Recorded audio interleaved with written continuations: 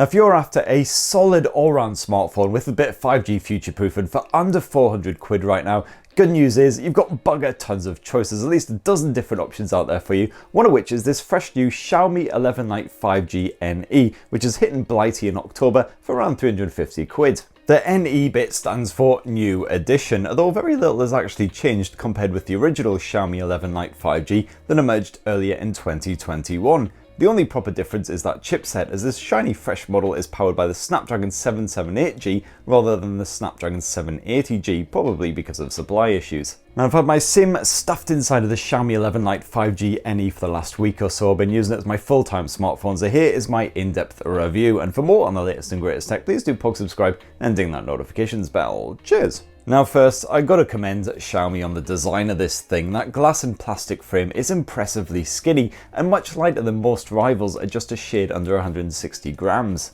One-handed use is of course still a bit of a twat, as that mighty screen is 6.55 inches, but the fact you've got a reasonably skinny frame, quite slender bezels as well, and those lovely rounded corners means that the phone is quite comfortable to clutch. You've got a selection of colours to choose from, including vibrant blue and pink efforts, and while I personally got my hands on the fresh snowflake white model, I'm still not really sure how I feel about it. I do find it's kind of like an emotional roller coaster, kind of similar to watching Sunderland Football Club. You know, sometimes you're watching it and you're like, hey, this is actually pretty good, you know, we might actually stand a chance of going up this season. And other times you're like, maybe I should just stop being interested in football and just throw myself off the roof instead. Sorry, that was a really crap analogy. What I'm basically trying to say is sometimes I really appreciate the fact that Xiaomi tried to do something so fundamentally different with the look of this phone, and other times I can't help but thinking that that rear end looks quite similar to a really cheap kitchen work surface that my nan used to have. Still, on a positive note, the Xiaomi 11 Lite 5G NE's arse end seems just as hardy as said work surface, because after a week of rough handling, still no nicks or scuffs, although that might just be the case of I can't actually see the nicks and scuffs because of the outlandish design. And meanwhile around front, it's a Gorilla Glass 5 coating, not as good as the Gorilla Glass 6 coating you had on the original Xiaomi 11 Lite 5G unfortunately, but again, after a week of handling, absolutely no damage to speak of despite the lack of a pre-installed screen protector. Sadly though, there's no water resistance here, so if that's a deal breaker for you, maybe try Samsung's Galaxy A52s 5G instead. As always with Xiaomi's blows, you've got that MiUI 12 launcher to contend with. Thankfully, this behaved itself in my week with the 11 Lite 5G NE. No funny business like crashing or other quirks to speak of, just a heap of crapware that definitely needs deleting pronto, like bloody LinkedIn and Facebook. Get off my phone, boy! I do like quite a lot of the extras that MiUI adds to the Android experience, the likes of the gaming mode for instance. You've got those video tools, some of which are a bit crap and pointless and some of which are actually decent, and you've got the gesture support as well. A few minor grumbles like the always on display isn't really an always on display, as it can only be shown for 10 seconds when the screen is tapped, so that is a bit crap. But it's great to hear that Xiaomi is taking OS and security updates more seriously, so you should get a couple of years of love on this thing so the software isn't bang out of date. And on the security side of things, well, you got face recognition support here to unlock the smartphone, but it's not exactly the most secure because it does seem to work even when I'm face masked to the max. But you can just leave that if you like and use the edge-mounted fingerprint sensor instead, which is seriously good despite being crazy skinny. It's responsive and you'll rarely have to double tap your digit in order for it to recognize you. Now, as well as the software, that 6.55-inch AMOLED screen hasn't really changed up at all from the original 11 Lite 5G phone. It's a full HD Plus panel that fires sharp, vibrant images straight into your brain, complete with Dolby Vision and HDR10+ support. Stream a bit of Netflix original content and you'll be treated to some fine-ass visuals.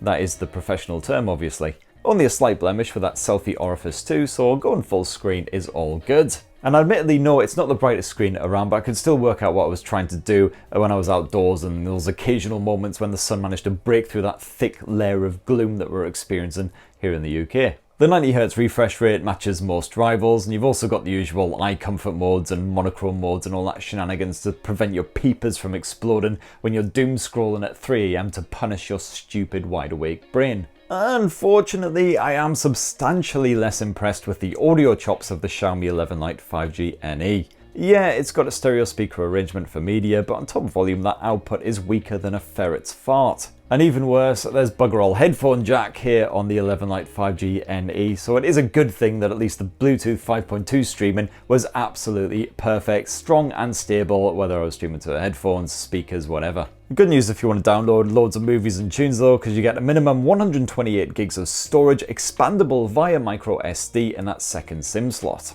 As I mentioned before, one of the only proper changes here on the 11 Lite 5G NE, the new edition over the original smartphone, is the fact that you've got that Snapdragon 778G chipset power and proceedings. My review model was the lesser 6 gigs of RAM version, and I did notice that the performance definitely wasn't quite as strong as some other 778G smartphones like the Samsung A52s 5G. Games like Genshin Impact are playable, but they also do judder and stumble occasionally when things get intense. All the same though, the 11 Lite 5G NE is capable enough for this price point, remaining cool even if you dedicate a couple of hours to arguing with irritating fairies and bashing trolls on the bonds.